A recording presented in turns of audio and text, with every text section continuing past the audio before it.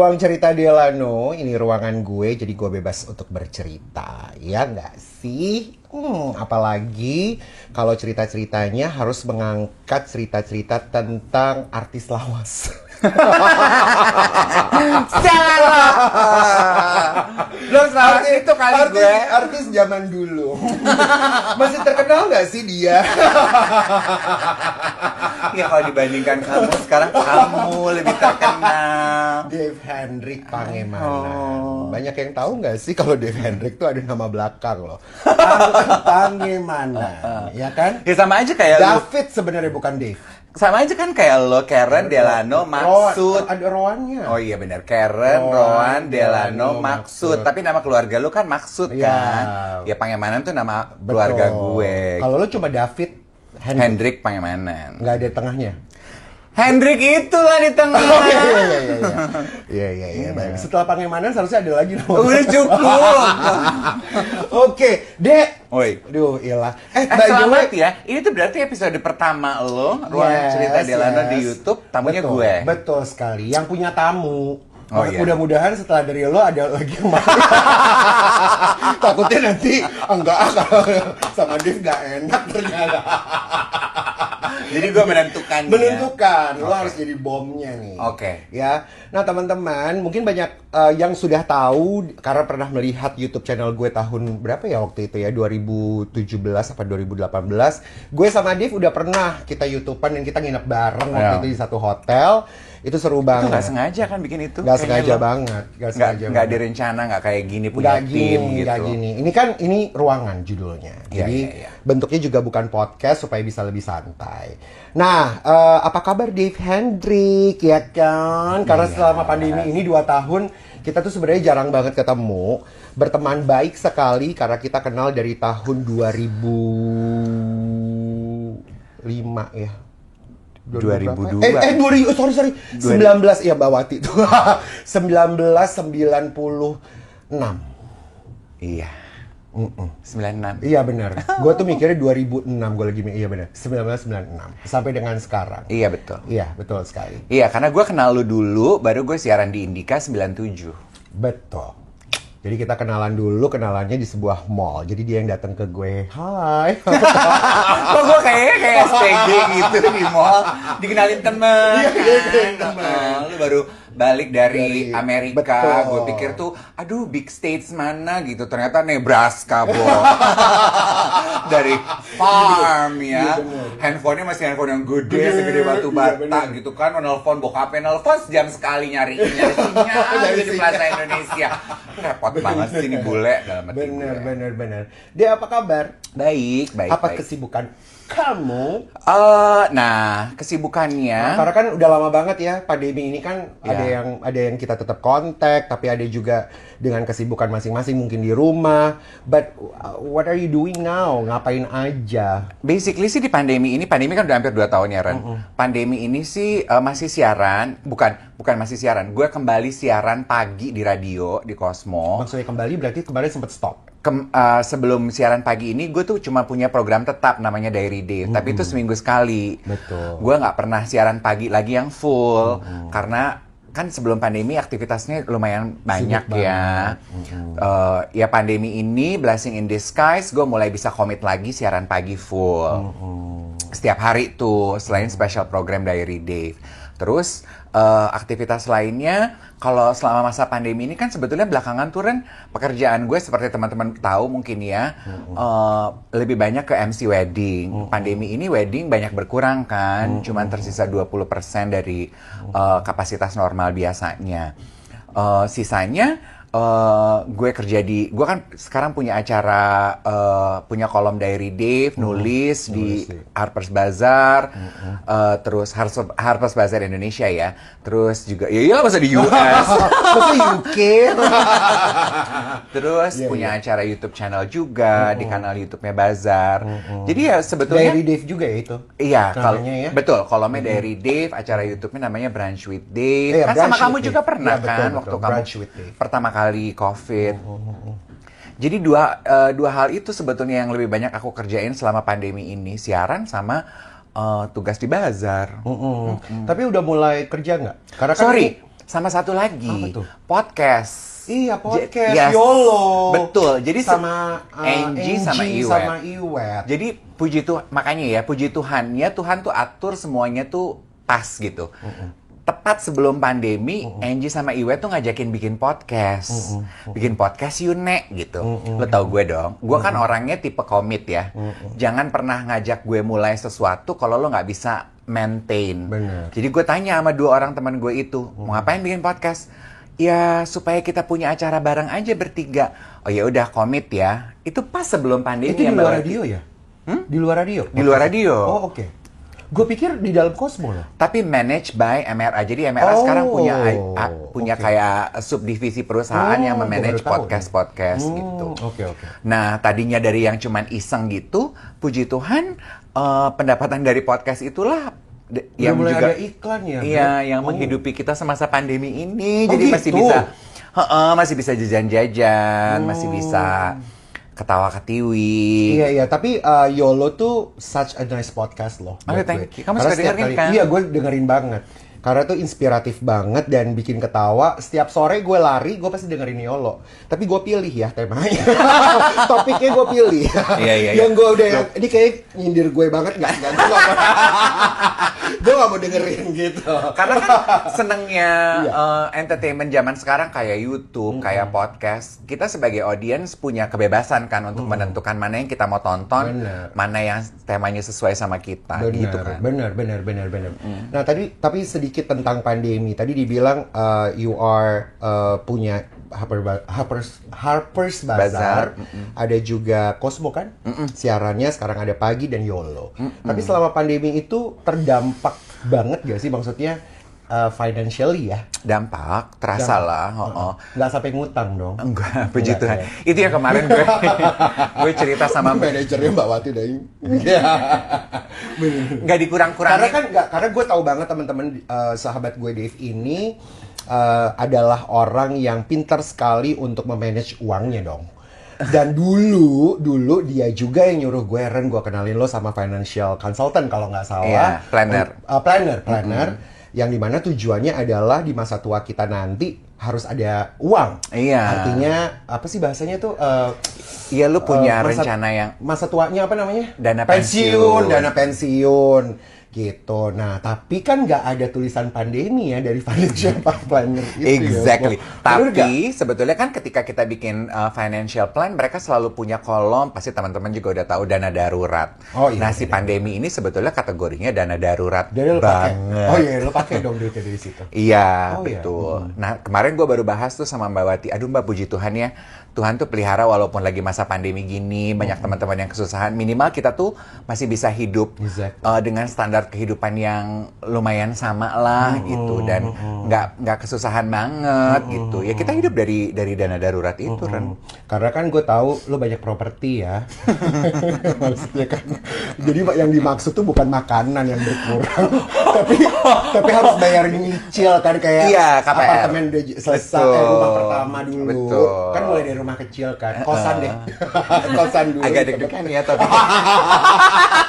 Kan Dave tuh jalan hidupnya adalah mulai dari Depok ikut papi mami pindah ke kos Tebet, akhirnya jeng Iya. udah mulai TV lah, radio, Iya. punya uang, nyicil satu Yes. pertama kan, Yes. rumah di sektor 9, Iya. udah Gak usah lunas. disebutin lengkapnya kali. Nanti abis ini gue cari-cari orang ke rumah Iya. gue. Terus abis itu langsung beli apartemen di kawasan elit Jakarta, ya, Dharma Wangsa. No!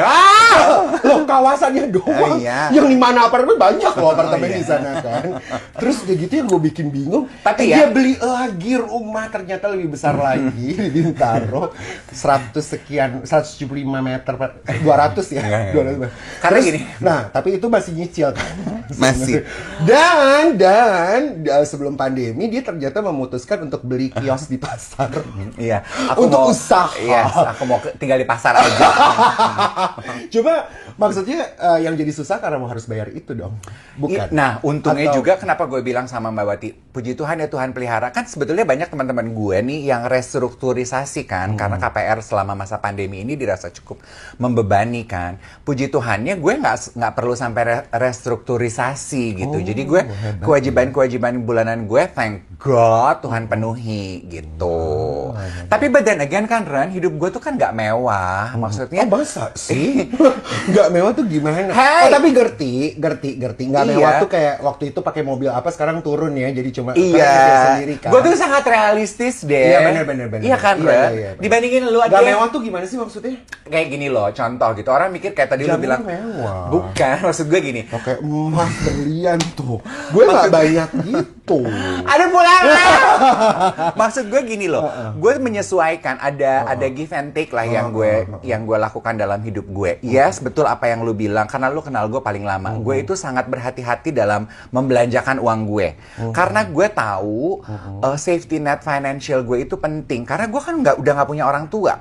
Gue nggak punya saudara. Gue kalau ada apa-apa sama gue sama adik gue, I have nobody to rely on. Jadi gue harus punya safety net. Dalam arti gue bilang hidup gue nggak mewah, gue tuh belum bisa dan belum sanggup turun 6 bulan sekali jalan-jalan keliling Eropa mungkin, atau mewujudkan keinginan gue punya mobil Eropa yang seri apa tiap tahun sekali. Gue nggak bisa itu karena gue masih harus ngumpulin uang untuk safety net gue kalau ada masa darurat seperti ini. Terus yes, gue punya tabungan properti karena buat gue properti ini nanti buat pensiun investasi gue nih gitu. Gitu-gitu sih Ren. Tapi maksud gue when I say bahwa I don't live a luxurious life compared to some of my peers di social media yang kayaknya very frugal. Apalagi gitu. Social media sekarang tuh orang-orang tuh kayaknya banyak duit gitu ya. Iya. Show barang-barang kan semuanya. Which is good if you can afford it, go gitu. Nah kalau belum tentu. Kalau itu ya selalu gitu. Iya. Kalau gue tuh gue tuh kan nggak pernah punya keinginan untuk sama orang gitu. Karena menurut gue, kalau gue nggak mampu, ngapain gue maksain diri sih, gitu. Nah, teman-teman, tadi kan sempat dibilang sama Dave, kalau lo tuh punya kebutuhan-kebutuhan utama, terutama keluarga lo tuh kecil banget kan, semenjak nggak ada orang tua, ya kan, dan hanya punya adik dan punya 2 keponakan yang sudah sekarang udah jadi gede banget ya, Bo. Nah, ini menjadi inspirasi banget buat gue sebenarnya teman-teman karena dia juga sama. Apanya nih? Maksudnya kan lu bersaudara cuma berdua. Oh iya berdua. Lu kakak sama kayak gue. Berdua. Kan? Cuma bedanya gue sempat menjadi anak yang sangat menikmati apa yang orang tua bisa. Kalau kan enggak. Betul. Dari kecil udah nggak ada orang. Dari umur berapa dia? Itu yang membedakan lo sama gue kan. Kalau lo, semoga lo gak tersinggung ya. Tapi kan lo sekarang udah dewasa, pasti lo sangat menyadari ini. Nggak perlu kok tersinggung. Bukan. Karena nih? Kalau lo kan datang dari keluarga yang orang tua tuh berada. Iya, betul. Jadi dulu mungkin di masa muda lo tuh lo sangat, aduh terserah punya mobil, deh gitu. Mobil, kalau ada apa-apa, toh gue ada orang tua gue yang menyelamatkan gue. Kalau gue kan dari dulu mental gue tuh, kalau ada apa-apa sama gue, orang tua gue nggak bisa bantu nih, Jack, gitu. Bener. Gitu. Tapi apa yang membuat lo sangat kuat sekali sehingga lo nggak nerusin sekolah? Karena dia tuh adalah mahasiswa Universitas Indonesia Sastra Inggris dan lo memutuskan untuk enggak deh, ya udah deh nggak apa-apa, gue kerja aja di Indika. Plus ditambah lo memang punya adik perempuan waktu itu masih perawan ting-ting ya, Wak, karena belum ngapa-ngapain juga. Belum kawin, ya. Tapi apa yang membuat lo membuat sebuah keputusan besar sekali? Apakah lo jangan-jangan ke dukun mana gitu untuk nanya, gue pengen 10 tahun, 20 tahun lagi. Karena kenapa gue ngomong kayak begitu? Lo tuh adalah orang yang cukup berhasil sekali menata kehidupan lo sampai dengan hari ini. Lo berhasil menikahkan adik lo, ya kan, sekarang lo happy banget dengan punya 2 anak, ya kan, manajer lo juga very loyal to you sampai dengan sekarang. Mbak Wati masih tuh di sebelah sana, kalau mukanya bisa nggak berubah lagi, mukanya berubah, lu say lo gak tinggi deh, agak keriput lah. Ya wajar lah, lu tuh kayak follower di Instagram. Kalau gua ngepost foto ya sebel banget deh. Maaf ya, jangan tersinggung. Anak-anak zaman sekarang tuh modelannya gitu, kalau gua ngepost foto, mereka nggak komentar di caption, mereka kirim fotonya ke gue di DM, terus gini, kakak mukanya nggak disetrika, keriputnya banyak banget gitu. Terus gini, om, semua udah panggil gue om, which is fine by me. Om, kenapa beda banget dari dulu? Gue sih jawabnya satu-satu, ya beda lah Bo, gue tuh kan udah berumur, proses aging tuh kan gak nipu. Monyong. Iya, apa sih yang membuat lo punya keputusan besar dan karena kan sebuah keputusan itu kan ada risikonya. Yes. Iya dong, dan salah satu risikonya adalah lo tidak meneruskan sekolah. Betul. Sebetulnya tuh gue tuh belum pernah cerita ini dimanapun ya. Bukan karena gue menyembunyikan fakta bahwa gue tidak selesai kuliah, tapi karena nggak pernah ada yang nanya aja. Jadi kalau orang taunya gue kuliah di UI, iya betul, gue kuliah di UI, tapi gue nggak lulus. Tapi orang nggak pernah nanya. Nah, lu nanya karena lu selalu lu hadir di semua kehidupan itu. Jadi sebetulnya truth be told, karena kan seperti lo tahu, dari mulai kuliah itu papi mami itu cuman bilang sama gue. Papi mami itu maksudnya opa oma ya? Ya, yang membesarkan gue. Kita tuh cuman bisa mampu bayar kuliah semester pertama lo. Terus kan gue gini, oke, nah terus sisanya ya lo cari beasiswa atau lo kerja. Oke, jadi dari semester 2 tuh gue udah, gue harus kerja nih cari duit. Untungnya gue dapat beasiswa, cover my tuition fee, tapi kan gue tetap pengen punya uang lebih dong dan bisa bantu keluarga. Jadi gue udah mulai kerja dari semester 2. Salahnya di gue, Ren, gue terlalu terbutakan oleh dunia pekerjaan. Terus di tahun kedua tuh gue mau memutuskan untuk gue kayaknya cuti dulu deh dari kuliah. Gitu. Prioritas gue tadinya kuliah nomor 1, nomor 2 pekerjaan. Tapi berubah kan, pekerjaan jadi nomor 1, kuliah gue nomor 2. Akhirnya terbengkalailah si kuliah gue, ya. Terus gue dipanggil nih sama dosen gue. Gue itu tinggal sisa 6 SKS loh by the way. Jadi dalam 1 semester harusnya gue udah selesai. Tapi karena gue udah cuti. Terus ketua jurusan gue tuh panggil gue. Lu tuh harus udah decide nih. Lu mau kuliah, lulus, apa enggak. Tapi kalau lu mau, lu sama sekali udah gak boleh kerja. 1 semester aja lu gak kerja. Full kuliah. Kalau enggak, lu mendingan keluar sebelum kita DO. Terus gue mikir kan lu juga ada saat itu. Gue mikir, aduh gimana ya gue. Nah, kala itu udah nggak mungkin gue untuk nggak kerja. Karena I need the money, my family also need the money. Jadi 1 semester nggak kerja tuh, 1 semester tuh 3 bulan apa 6 bulan sih lupa. 6 bulan gue nggak kerja tuh, 6 bulan gue nggak pegang duit. Dari mana ya Nek? Gitu nggak mungkin kan. Jadi gue pikir, oh ya udah, toh anyway jenis pekerjaan yang gue pilih tidak membutuhkan ijazah S1 juga ya. Jadi I let go of my college, gue ngomong sama papi mami, ya udah, gue kerja. Waktu itu papi mami udah meninggal juga sih. Iya. Papi mami udah meninggal, jadi gue udah cuma ngobrol sama Lala deh ya. Ember, ya.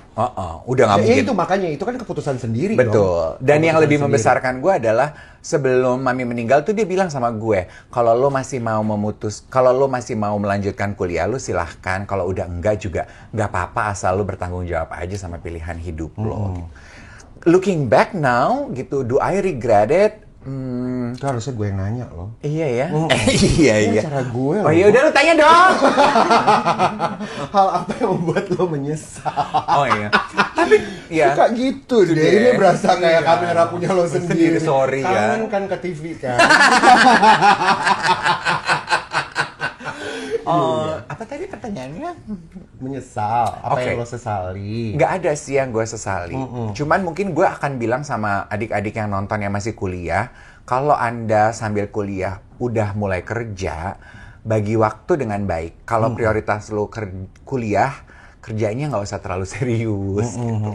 Tapi kalau misalnya mereka di posisi yang memang harus punya uang dan menghidupi keluarga, itu agak sulit sih untuk memutuskan. But then again, anak zaman sekarang itu kan lebih pinter ya dari gue. Exactly. Mereka tuh kerja tuh nggak, kalau dulu kan, kalau aku kan kerja masih pakai otot ya, Nek. Betul gitu. sekali. Beda kan, kalau anak sekarang kan kerja udah pakai otot tuh maksudnya bukan berantem tinju ya, naik turun mikrolet. Iya. Fisik gitu. Benar. Gitu sih, Ren. Iya. Tapi are you happy now? I'm happy. Being at this particular moment in my life at this age, I'm very happy. How old are you now? 44, darling. 40 kita tuh beda fucking 4 4. Kita tuh beda 4 tahun ya. Rasanya jadi 44 gimana tuh? Kalau dulu kan klise ya, gue kalau wawancara Masuk 40 gitu kan kadang-kadang suka deg-degan ya. Iya, gue kalau wawancara tamu-tamu gue yang masuk umur 40 kan mereka bilangnya gini ya, hidup tuh terasa beda deh begitu masuk umur 40. Kayaknya everything fall into places. Gue nih yang masih 20, 30 dengar itu kan gini, aduh terserah deh nih. Apa sih maksudnya? Gitu. Tapi when you experience it yourself, kan lu juga pasti ngerasain dong. Iya. Masuk 40 tuh kayaknya the dust settles down gitu. Hal yang dulu penting buat gue, I realize anjing nggak penting ya ternyata gitu. Benar. Ya, Karena mungkin kita lebih dewasa ya. Dan kayaknya semuanya sampai ke jiwa raga lebih settling gitu. Iya. Iya kan? So I think being 40 is one of the biggest life greatest adventure. Kan katanya nanti begitu umur 50 beda lagi tuh rasa nyamannya. Jadi menurut gue semakin kita tua tuh kita semakin nyaman ya sama diri sendiri. Oh gitu ya? Oh iya. Lu lah duluan 50 daripada gue. Iya bener. Sebenarnya kalau gue masuk 40 tuh lebih ketemu identitas diri sih sebenarnya. Otentik gue tuh gimana sih? Baru kebuka semua jeng. Tapi kayaknya semua gitu deh. 20 tuh masa pencarian diri. Enggak, kalau 20 kan masih kayak gitu, 30 udah mulai jaga image kencong semuanya. Iya, 20 pencarian diri. 40 udah seralon deh, lo mau ngomong apa ya nggak sih Bawati. Iya. Apalagi nanti kita 50, aduh ayo main ke rumah tante. Nyamain aja gitu. Iya. Bener, iya kan? Bener. Nah, lo tuh termasuk orang yang ya hidupnya tuh teratur banget. Lo tuh kalau komitmen lo komitmen. Bagian itu temen juga lo pilih-pilih ya. Lo pilih-pilih banget temennya. Iya. Kalau mancing sih. Temen tuh. Yes, itu juga bagian dari pendewasaan umur. Yes. Which is it's okay. I agree with that. Karena menurut gue tuh gini loh. Satu yang nggak bisa, one of the biggest investment you spend on life adalah waktu. Benar. Once you spend it, you can never get it back. Makanya gue tuh pilih-pilih teman dalam arti, kalau teman itu tidak memberikan manfaat buat gue, buat apa gue spend waktu sama tuh orang? Exactly. Ngapain? Dan lo adalah orang yang sangat appreciate friendship ya. Iya. Sangat seneng banget gitu untuk di apa namanya surrounded with friends gitu ya. Lo tuh menghargai waktu bersama dengan teman-teman. Yes. Karena let's just admit it gitu ya. Me being single di negara ini, gue mungkin belum bisa menikah dan marriage is not my cup of tea.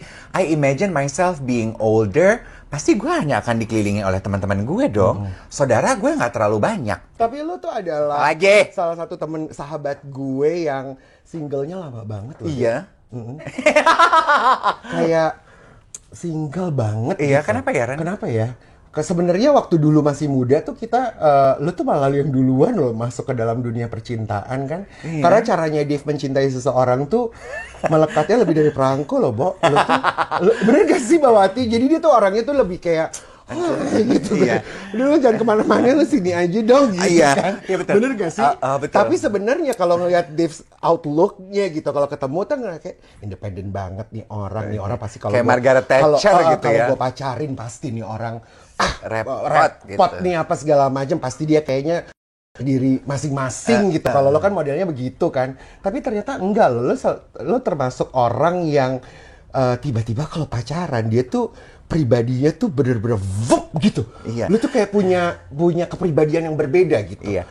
Gue tuh selalu bilang, maaf ya nggak bermaksud menyinggung. Gue tuh kalau pacaran kayak babu, ngerti nggak? Iya. Gue tuh menghamba gitu. Babu dan ibu-ibu sih. Iya. Gue tuh sangat iya, menghamba kan? gitu. Bener Tapi kayaknya sih? nggak mau begitu lagi ya. Masa sih? Maksudnya, I need to be rational, even for love lah. Iya. Nggak lagi deh. Maksudnya nggak gimana tuh? Nggak mau terlalu sekarang lebih gini. Kalau dulu kan gue I give my 100% to whomever Belum tentu. the Kita person. lihat aja Ada nanti. teori. Belum teori. Karena memang sahabat gue satu ini teman-teman, semuanya tuh teori di depan. Iya benar. Kalau masalah cinta, gue tuh suka gini. Kita lihat nanti. Kalau udah ketemu seseorang, tuh teori semua mental, Bo. Urusnya masing-masing. Yang satu ke Bogor, yang satu ke Bahaya kan. Monyet, lu juga tapi kan lu sendiri ngomong sama gue Iya terakhir juga sih. bahwa sekarang gue semakin dewasa, gue udah nggak mau deh ngasih terlalu 100%. Karena gini loh, maksud gue gini, when I give percent to whomever that person is, I expect that person to also give me 100%. Yeah. When I say gue sekarang akan lebih pakai logika, gue nggak mau kasih 100% gitu, supaya gue nggak terlalu menuntut 100% dari orang itu juga. I keep some percentage for myself. Tapi mungkin nggak sih, pernah nggak lo waktu lo punya momen diem, lo suka berpikir gini, kok gue tuh susah ya dapat pasangan dan kenapa ya kalau gue jalanin sama seseorang mental melulu gitu. Pernah nggak sih lo nanya sama diri lo sendiri? Ya sekarang minimal karena lo tanyain. Tolong dong ungkapkan gitu. Maksudnya gue apa tuh yang lo dapat? Apakah lo found yourself susah gitu untuk berkomitmen dan pacaran sama seseorang? Iya, mungkin satu juga kan seperti yang lo tahu ya perbedaan. Karena memang lo kan kebanyakan sendiri ya, semua sendiri, lo urus sendiri. Giliran lo pacaran ya itu dia ibu-ibu kan. Ya sini nah, lo pulang jam segini ya. Bobo tuh harus jam segini. Awas nanti kalau aku lihat kamu WhatsApp masih online. Iya kan? Iya benar. Gimana tuh? Duh, ini momen-momen saya menyesali ya menyesali di acara ini ya. Gue udah deg-degan karena lo kan tahu semua, jadi gue gini, nanti pasti pertanyaannya aneh-aneh. Enggak sih, gue cuma pengen tahu aja gitu.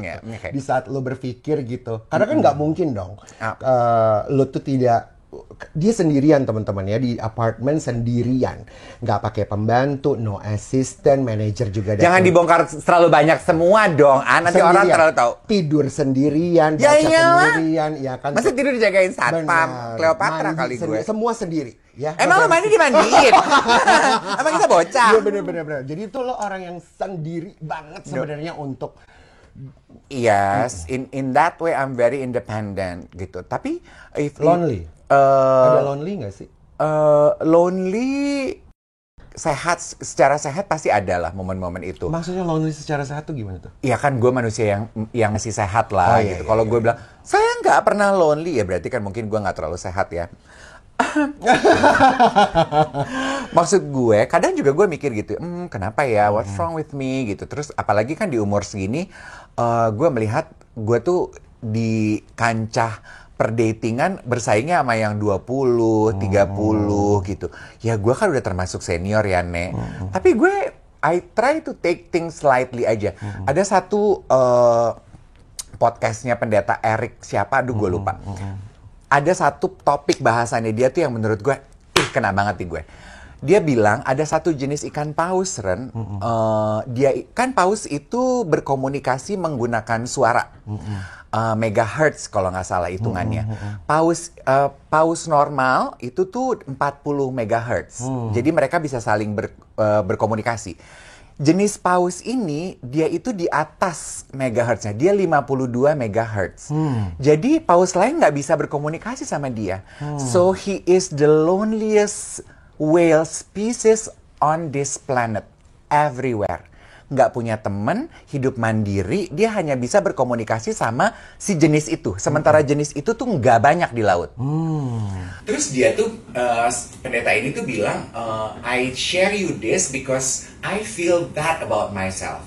Dia itu ada gangguan neuroscience. Jadi the way his brain works itu nggak sama kayak orang lain.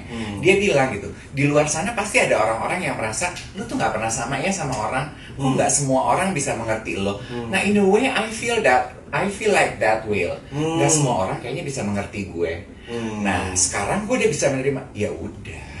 Mungkin nggak semua orang bisa menerima gue and it's okay. Berarti nggak apa-apa dan nggak takut kalau sendirian terus. Iya gitu. Dan kalau lo tanya kenapa, seperti yang lo tahu kan, kita kan sering bahas ya, salah satu perbedaan kita berdua nih, that is also one of the things that I admire from you and I try to learn. Karena buat gue persahabatan yang baik adalah kita bisa saling belajar kelebihan satu sama lain.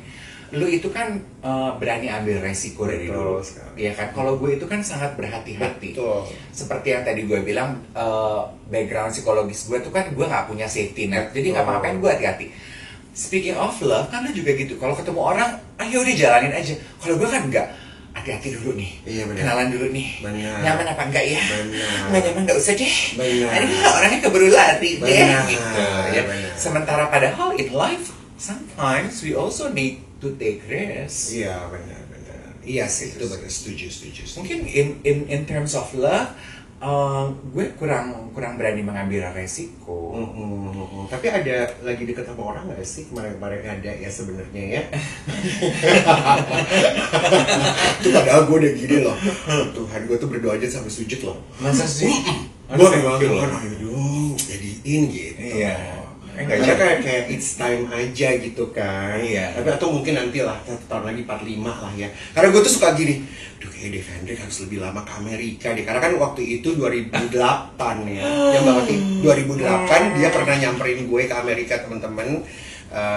Rambutnya masih Oh, maksudnya biar gue jadi sama yang waktu di Amerika? Gila. Enggak, karena kan a short time, sebulan ya lo kita di Amerika ya. Sebulan dia tuh bisa 4 minggu bisa ketemu orang baru, dan pada akhirnya ya a short pacaran lah ya gitu kan. Tapi kan itu bisa gitu. Tapi kalau di sini tuh kayaknya mungkin karena Bawati tuh terlalu push lo untuk buat duit kalian nih. Enggak sih.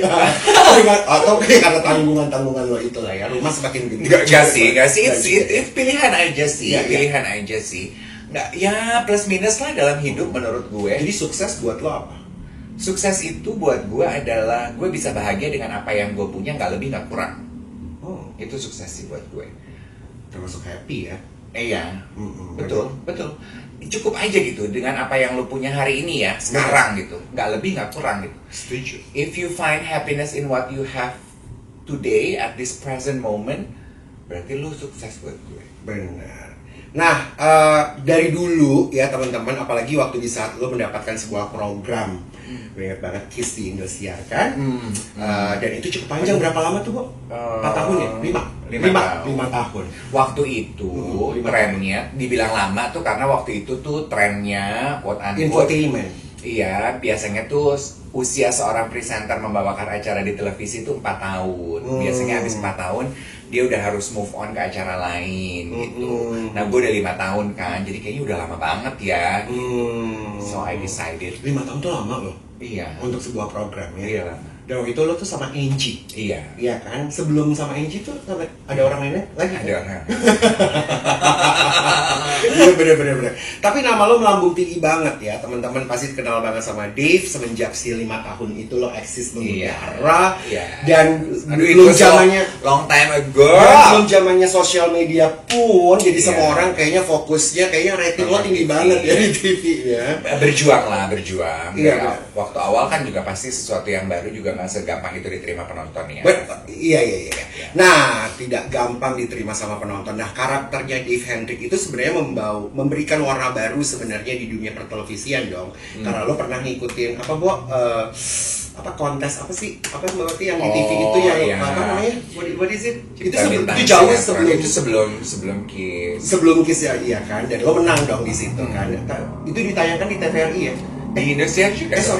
Indosiar juga. Nah, lo tuh orang yang sangat berbakat, berani, apa adanya diri lo, ya kan? Apalagi di Kiss itu, sehingga sebenarnya dari banyaknya orang-orang di Indonesia mungkin, siapa tuh dia gitu. Tapi juga ternyata ya, kalau dari gue melihat pakai kepala mata gue sendiri, fans lo tuh banyak juga, Bu. Ibu-ibu kalau ketemu sama lo kayaknya pengen nyubit. Kan beberapa kali gue ikut lo show of air juga kan. Dan banyak lah pada akhirnya seorang presenter TV. Karena dulu kan Karen Delana nggak punya kerjaan. Jadi hari-hari ngintilin gue. Gue tuh jadi gue tuh di saat itu gue pulang. Gue tuh gak punya duit, tapi dia punya mobil, jadi bisa gue manfaatkan ya. Jadi dia jemput gue siaran, ya. Terus gue siaran, terus selesai siaran dia jemput lagi, ya. Ntar gue pergi MC dia ikut, gue syuting dia ikut, ya guys. Pokoknya kalau sampai kayak Mbak Wati bilang, ya Ran kita ke puncak atau kita kemana luar kota mana, pasti gue hadir. Satu kamar kita bertiga, ya. Sampai ada satu momen yang gue ingat banget Mbak Wati ketawa aja. Dan lo aneh, gue tadi malam gue ngeliat, masa lo tidur lo ngondek begini. Itu di puncak ya Mbak?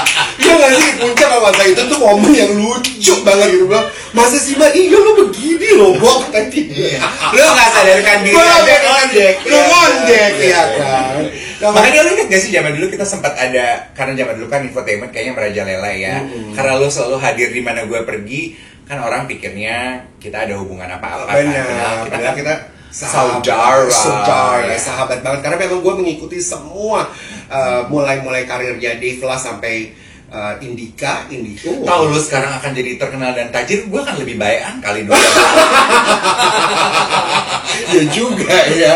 Tapi ngomongin ya tadi dibilang terakhir kan ada satu kata ngondek. Iya. Dan gue tuh sebenarnya suka banget di saat lo ada program ya, apa sih buat sendiri namanya ngondek, ngobrol bareng Dave Hendrik. Yes. Which is I love that karena menurut gue ngondek tuh lebih you, lo banget gitu ya kan. Kenapa ya udah nggak ada lagi tuh ngondek ya? No, jadi sebetulnya kalau program ngondek itu dulu tuh kita rencananya mau bikin buat YouTube kan, awal-awal mau mulai berkembang. Oh iya ya, waktu itu Saji ya, iya. sama Saji. Namanya lucu ya, ngondek lucu banget, kan itu banget. Dave Hendrik. Karena akronimnya bagus, ngondeknya juga di gue banget. Tapi kita tuh ragu-ragu karena masa itu ini YouTube belum berkembang dan kondisi sekarang kan udah beda ya, Ren. Iya.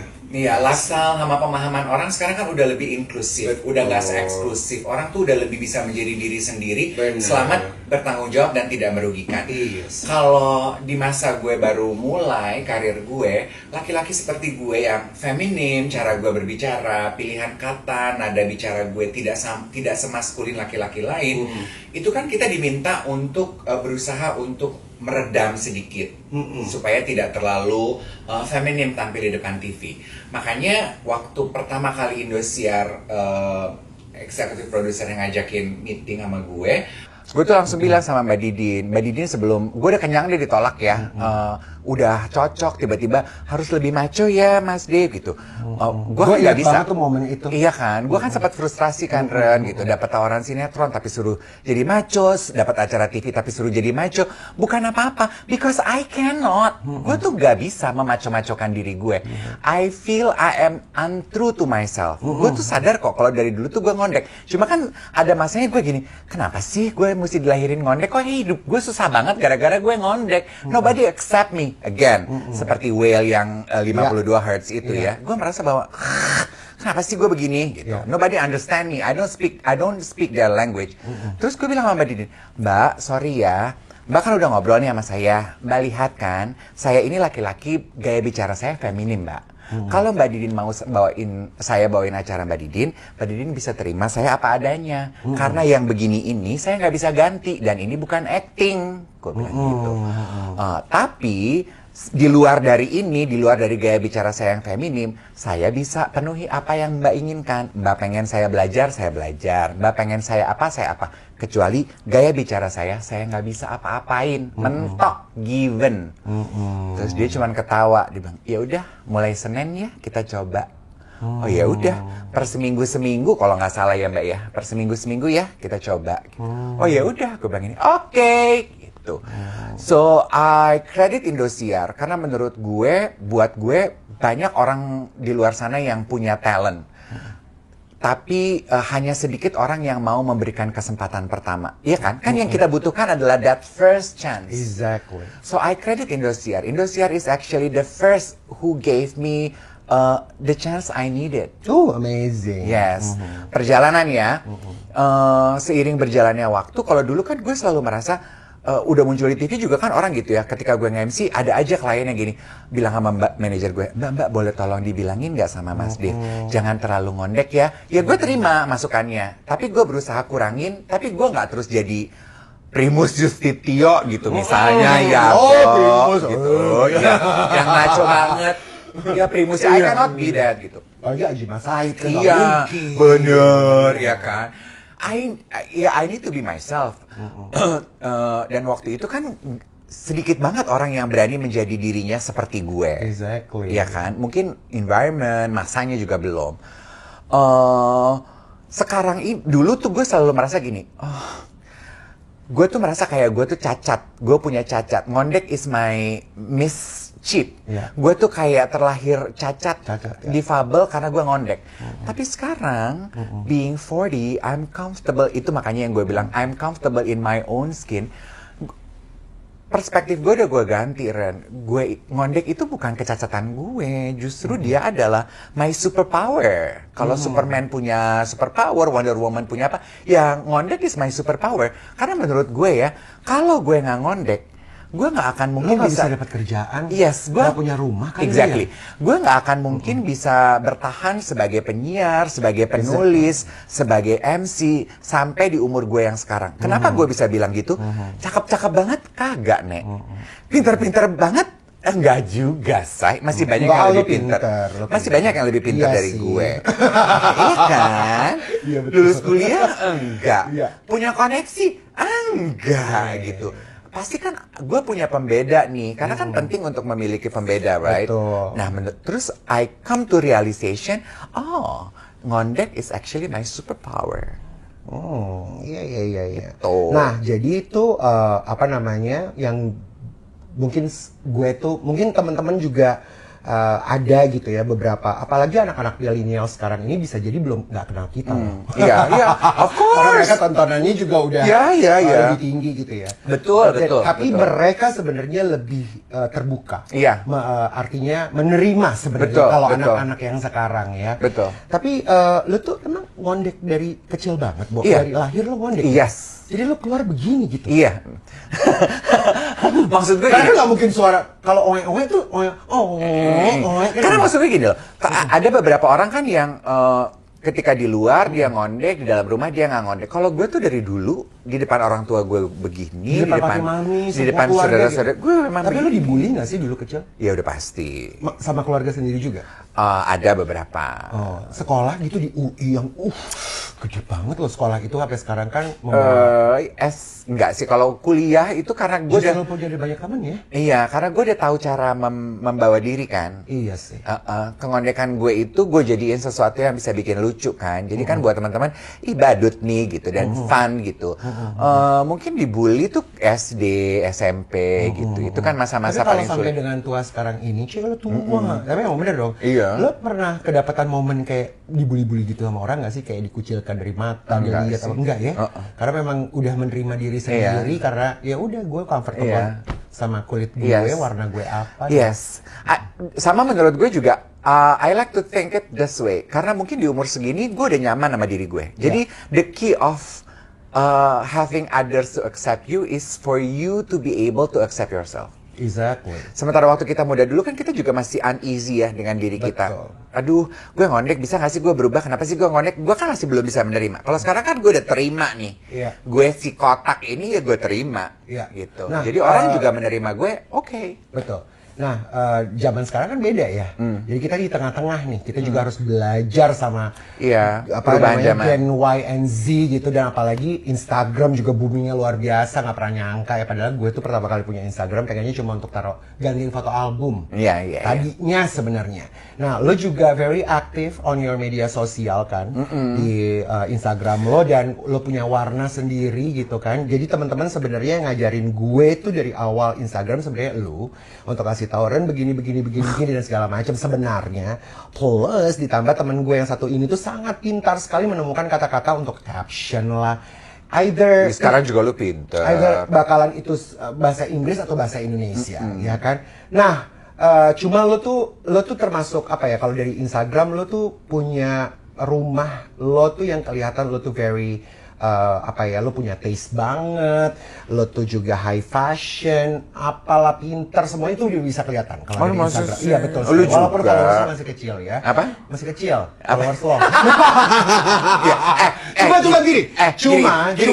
I would like to comment on that. I would like to comment on that. Karena gue nemu dialognya Sandra Oh di film The Chairman. Oke? Terus gue gini, anjir keren banget tuh. Si Sandra Oh tuh, jadi situasinya adalah dia sebagai kepala jurusan mau meng-hire dosen. Terus dosen-dosen lain bilang, kita harus hire dosen A. Terus si kepala jurusan nanya, kenapa dia? Jago dia. Enggak, follower Instagramnya 4.000. Terus dia bilang gini, kenapa follower Instagram jadi penting buat gue meng-hire dosen gitu. Terus zaman sekarang penting bu, follower gitu. Terus dia bilang gini, buat saya enggak. Loh Tuhan Yesus saja followernya cuma 12, lihat impact-nya dia. Keren. Cuma 12. it's not about the numbers of your followers, betul. but the impact you make. So Setuju. Follower Walaupun sebenarnya kita kalau mau berantem dengan apa ya brand. follower lu kan MM-an, bagi kali gue 20. Enggak, cuma maksudnya sebenarnya kita juga perlu mengedukasi brand-brand juga kali ya, karena belum tentu influencer is real influencer. Karena menurut gue influencer tuh bukan hanya bergerak di media sosialnya, tapi di real life-nya. Yes. Lo bener bawa produk lo di dalam real life lo nggak? Lo pakai nggak produk lo? Ya kan yang Mbak Wati, lo ngomongin nggak produk lo dengan temen-temen lo? Karena dengan media sosial yang semakin gila sekarang ini, menurut gue juga the power of mouth tuh jadi kayak agak diragukan lo sama brand ya kadang-kadang ya. Dan tapi followers lo dengan segitu, gue tahu isi-isinya itu semua orang-orang pintar, orang-orang yang apa ya, maksudnya gue punya punya porsi dan kapasitas yang sama dengan lo. Ya orang-orang yang vibe-nya sama. Vibe-nya sama lo. Tapi kan bagaimanapun juga ada lah ya secipit-cipit gitu yang mampir ke situ. Ada nggak sih mereka yang kayaknya ngebully lo dengan berani ngomong ngondek lo gitu. 1-2. Lemes lo. Ada. 1-2. Terus apa yang lo lakukan tuh? Nah, gue tuh biasanya gue jawabin Ren, karena menurut gue ngomong iya, gitu, iya. gitu. Karena Terus menurut gue apa gini, tuh? Instagram itu kayak halaman di rumah gue. Kalau ada ular masuk, masa nggak gue ambil? Dan kalau ada tanaman liar tumbuh, masa nggak gue cabut? Ya. Nggak sekasar itu sih. Biasanya cuman yang misalnya gitu ya, komentarnya tuh di caption, dan biasanya mereka pasti di caption supaya orang lain lihat kan gitu. Apa tuh? I learned that istilah ini juga baru-baru ini, duri lunak gitu, maho gitu. Atau gini, bottom, biasanya gue suka sautin gitu. And your problem is, gitu. Iya dong, maksud gue gini, kalau gue bottom, kalau gue top, kalau gue homo, problem lo apa? Iya kan? Gue nggak bilang iya apa enggak, karena menurut gue itu hal pribadi buat gue. You're not my friend, you're not my family. Exactly. You have no right to know. Cuma gue pengen tahu aja. Terus itu jadi masalah buat lo kenapa? Biasanya orang itu nggak perlu gue blok, dia akan langsung ngeblok gue. Dan gue ucapkan terima kasih. Lu kayak emoji deh. Iya, thank you kan. Berarti maksudnya you and I don't vibe.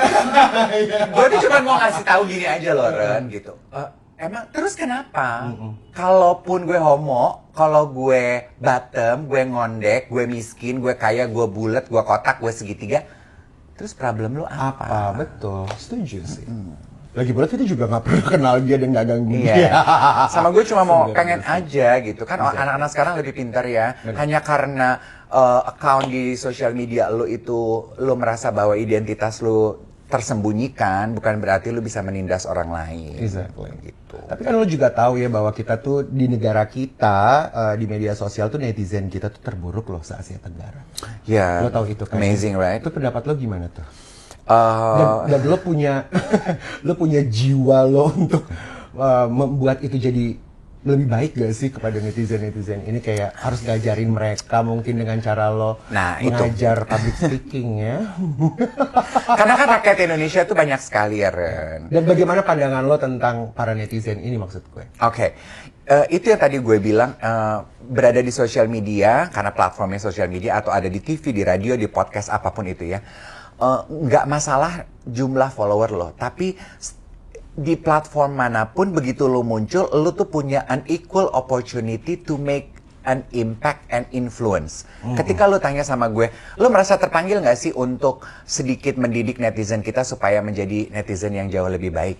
Ya gue melakukannya sedapat gue bisa melalui apa yang gue punya, melalui sosial media gue. Salah satu caranya dengan gitu. Kalau ada yang kayak gitu-gitu, gue akan kasih tahu, gue mau ajarin lo nggak bisa begitu, gitu. Atau contoh ketika gue posting video atau foto sama ponakan-ponakan gue. Kalau sekarang kan udah pada gede-gede, udah nggak mau ya mereka ya. Nyindir. Bener, makin gede soalnya. Iya benar. Dan gue kan selalu memberikan kebebasan kan. Tiap kali gue mau posting, gue nanya, can I post this? Gitu. Jadi kalau mereka, ya gue post. Kalau enggak, ya udah nggak gue post. Nah sekarang mereka gede karena dibiasain begitu dari kecil. Sekarang jawabannya nggak terus, ya udah gue. Jadi nggak sering ya. Kalau gue posting foto sama ponakan tadi, I was about to say, ada kan yang ini, aduh anaknya ya gitu, aduh thank God ternyata udah punya anak, punya istri. Oh, gue akan jawabin gitu. Oh, mereka bukan anak istri saya, adik saya sama ponakan saya. Aduh, kirain normal. Gue gini, oh saya normal kok. Saya cuma nggak punya anak sama istri aja. Iya. Itu tuh cara gue mengedukasi dan maksud gue, Okay. normal apa enggak tuh tergantung perspektif loh. Iya, very good. Iya, benar.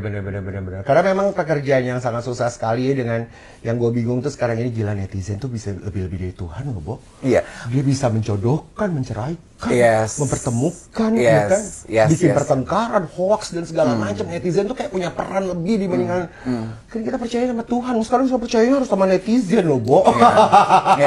Iya loh. Sama ya. I think, well, it only true if you give them power. Exactly. Jadi menurut gue, I take away the power. I am in control of the power I have in my life. Ya. Nggak mau orang lain, bukan lu yang kontrol gue. Betul. Dan yang sekarang ini lo mengembangkan media sosial lo, bukan hanya Instagram, dan lo sudah fasih sekali bermain TikTok. Oh my god, TikTok itu seru sekali loh. Iya. Dan itu yang tadi gue bilang. Iya, kayaknya lo pakai untuk mengajarkan mereka di sana ya, melalui TikTok lo itu. Iya, gue banyak banget loh. Lo bukan menggurui sih, ngajarin. Iya, karena gue ngeliat gini loh.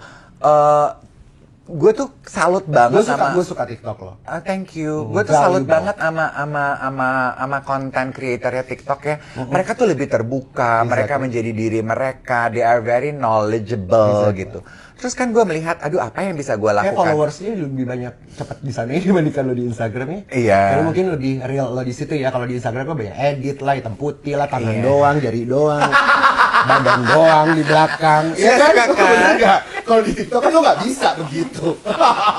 Kalau di Instagram lo bisa lo begini, udah topi lo di depan. Halo, muka lo di mana? Karena menurut Dave adalah cara pengambilan fotografi buat Instagram tuh harus yang menarik. Lu zaman gitu, sekolah penasaran. ngerjain mandi nggak sih? Ngerjain Majalah dong. dinding. Dan gue tuh bahasa Inggrisnya dong. Iya. Nah sekarang gue pakai kerjaan gue mood board. Iya, mood board kan sekarang kalau bikin mood ya. Mading, majalah dinding. Ya. Dulu kan gue redaksi mading. Ya. Nah, sosial media tuh buat gue kayak bikin mading aja betul, nih. setuju. Iya. Apalagi kalau produk udah endorse ke Dave tuh kan, dia punya peraturannya. Lo mau pakai muka gue atau mau pakai jari gue? Muka gue harganya beda.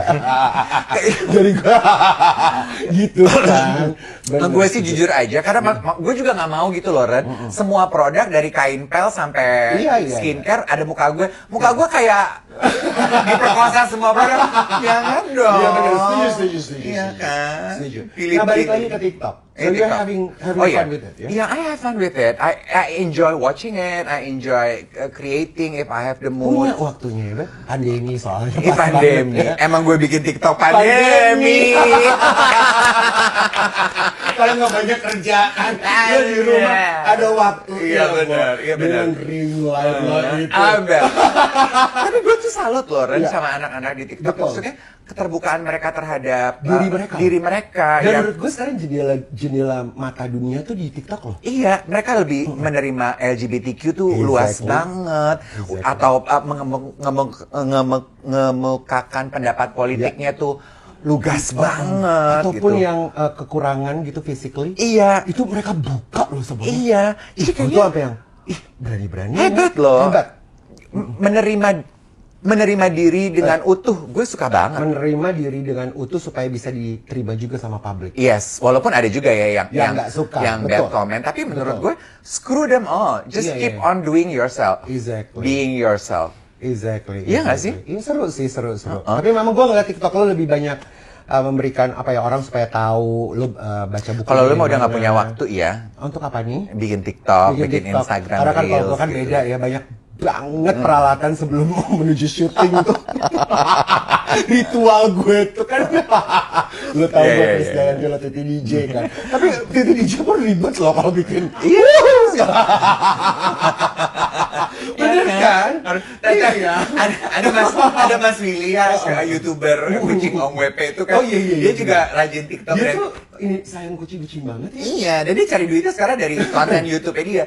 Kan dia yang kasih semangat ke gue. Ayo Mas, dia bikin konten TikTok. Dia tuh suka bilang gini ke gue. Tapi lu mah syuting TikTok kayak syuting TV. Begini. Maksudnya kenapa sih Mas? Iya, dandan, settingnya bener, lightingnya bener. Kayaknya pristine banget, nggak mau santai dikit ya. Terus gue gini, gitu ya. Emang depannya begitu dah. Tapi nggak bisa juga ya, karena buat terus gitu karena buat outlet kreativitas aja. Iya benar. Dan membuat semangat juga, apalagi pandemi kan nggak syuting, nggak ada acara, nggak ada nggak ada panggung, suka gitu. Benar. Terus rencana lo ke depan apa? Rencana ke depan, masuk umur 40 ini nikah. Biasanya kan no.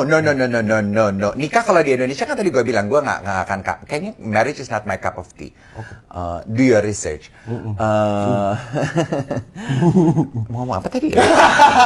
Dulu kan gue sangat suka bikin rencana. Ya. Tapi masuk usia 40, iya kan? Tapi sebenarnya sekarang juga masih deh. Jadi lucu ya teman-teman ya. Sekarang tapi gue udah nggak mau bikin rencana. Ya gitu. Masa sih? Ntar besok coba gue nginep di rumah lo. Soalnya memang dia kan kayak ada satu hal tentang dirinya Dave tuh yang ya itu dia lah, berencana banget, semua harus direncanakan. Terus akhirnya dia bilang, udah deh Ren, gue udah gak mau rencana-rencana setelah lo mau ke kanan, misalnya kita keluar negeri gitu ya, lo mau ke kiri, udah setelah lo atur aja. Tapi enggak juga menurut gue, lo bangun tidur, oke Ren, jadi mau ngapain hari ini? Mau ngapain hari ini? Oh iya, enggak, kalau menurut gue sih sebenarnya supaya enak nih, yo, rencana juga ya. Ya, kalau day to day gitu masih bikin rencana, tapi maksudnya long term gitu, gue nggak punya rencana yang fix gitu. Gue punya main goal dalam arti gue akan tetap berkarya. Gue tidak punya rencana untuk pensiun karena buat gue kata pensiun is very boring gitu. Iya kan, pensiun tuh berarti ada masa produktif apa enggak. Untungnya kita sebagai seniman kan kita nggak perlu pensiun ya. Kalau kita bisa memilih jalur yang tepat. Kayak pensiun terus nggak ngapa-ngapain, sayang banget kesehatan yang Tuhan kasih gitu. So pension is not in my dictionary karena bekerja buat gue itu it's aktualisasi diri gitu. Itu adalah kebutuhan gue. Kebetulan aja pekerjaan gue mendatangkan duit gitu. Kalau gue tidak dibayar ini ya gue harus cari duit dengan cara yang lain, tapi gue tetap akan melakukan aktualisasi diri gue dengan cara ini.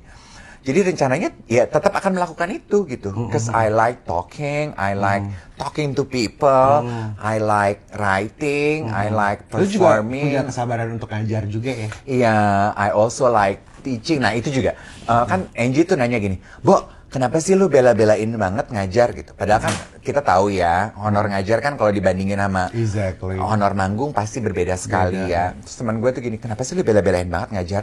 Terus gue bilang, itu tuh tabungan buat hari tua gue, Nek. Karena itu satu kontribusi gue, ya kan? Dua, ternyata I find passion in doing it gitu. So it's quite nice to have multi-channel of things to do. Nggak usah berencana, jalanin aja gitu. Rencananya satu, bahwa gue tetap akan melakukan panggilan bakat gue. Caranya seperti apa? Maksudnya terus dikembangkan. Yes, betul. Apalagi sebenarnya era digital ini udah semakin gila ya, udah semakin ya udah, jadi nggak usah berencana deh. Nggak usah deh. Kecuali satu apa? Satu yang nggak boleh berubah dari apapun rencana yang ada. Tetap mengandalkan Tuhan. Udah itu aja. Iya benar. That's it. Tapi satu deh, gue mau nanya sama lo. Kalau misalnya lo tahu hidup lo cuma sampai besok, lo takut mati nggak sih? Enggak sih sekarang. Siap? Ih, berarti udah berubah mungkin 44 ya? Emang lo masih takut mati? Apa? Masih takut mati? Ya, ada yang saya belum siap di gue. Karena ada beberapa lah yang harus dikerjakan gitu. Tapi kalau lo kan kayaknya semuanya udah ya. Sebetulnya kalau buat gue tuh gini loh, it's not a matter of siap apa enggak sih. Kalau ditanya siap apa enggak, manusia mana yang akan menjawab siap gitu. Tapi kan lo nanya takut apa enggak, gue sih nggak takut ya. I don't fear death. Gue lebih takut hidup tapi tidak memberikan sumbang sih ya. Karena buat gue, oh my god, it is so scary. Iya dong, hidup tapi lo nggak memberikan kontribusi apa-apa buat orang-orang di sekitar lo, buat perkembangan diri lo. I find that even more scarier than being dead, than death itself. Wow. Aduh, terlalu horor nggak sih? Nggak horor sih, tapi itu it's a very good words ya untuk menjadi inspirasi, karena nggak banyak juga orang mau ngomongin tentang kematian, siapnya kematian kan. Iya. Nah, untungnya gue tuh di keluarga dibiasakan membicarakan mengenai kematian, karena kan papi mami gue usianya generation gapnya tuh capnya gede banget. Jadi mereka tahu bahwa mereka harus mempersiapkan gue yang masih ABG bersama adik gue untuk sebelum kita dewasa mungkin secara alami papi mami akan meninggal duluan. Jadi kita memang terbiasa membicarakan mengenai kematian, dan itu akhirnya ya gue jadikan kebiasaan sampai sekarang. Wow. Berani lagi ke TV nggak sih? Kalau siapa tahu abis ini lo tiba-tiba ada yang manggil lo punya program. Lu tuh rajin banget nanyain pertanyaan itu ke gue. Dia ini satu-satunya teman gue yang selalu nanya 6 bulan sekali. Ke TV yuk jadi tamu acara gue, ke TV yuk. Kayaknya masih mau nggak sih? Nggak, mungkin gue harus untuk memberikan Apa kredit lu kepada teman-teman. udah gue nggak mau lagi di TV gitu. Mau kalau jenisnya tepat mungkin ya. Maksudnya jenis yang tepat tuh gimana? yang gimana maksudnya? Ya mungkin selama ini tawarannya belum tepat aja sama Yang karakter tepat tuh gue. kayak apa maksudnya program? Ya mungkin kalau acara talk show yang inspiratif gitu gue mau. Kalau yang gue harus membadut-badutkan diri gue Enggak, gitu, ya. udah pernah ngejalaninnya Udah kayaknya. dulu. Udah Kan lawas juga lu. Iya, malu lah bos sama Benar, umur umur. segini masih jadi badut gitu. Setuju. Ember taruh di kepala gitu ya udah Setuju. enggak keles. Bener. Gitu. Jadi mau dong ya sebenarnya nggak benci TV kok dia. Enggak dong, Iya. kenapa benci? Enggak dong. TV itu yang memberikan gue kesempatan pertama Exactly. loh. Karena nggak boleh. Karena pakai feeling kata gue benci. kayaknya You're 45 lu balik lagi ke TV deh. Masa sih? Karena waktu Just good. Kita embrace. Karena menurut aku kerja di televisi itu nggak gampang loh teman-teman ya. Benar Ini untuk sih. memberikan kredit para pekerja televisi ya. Oh my god, the working hour, the pressure. Harus menyenangkan ke atas, ke bawah, ke depan, Benar, ke setuju. belakang gitu. So ya.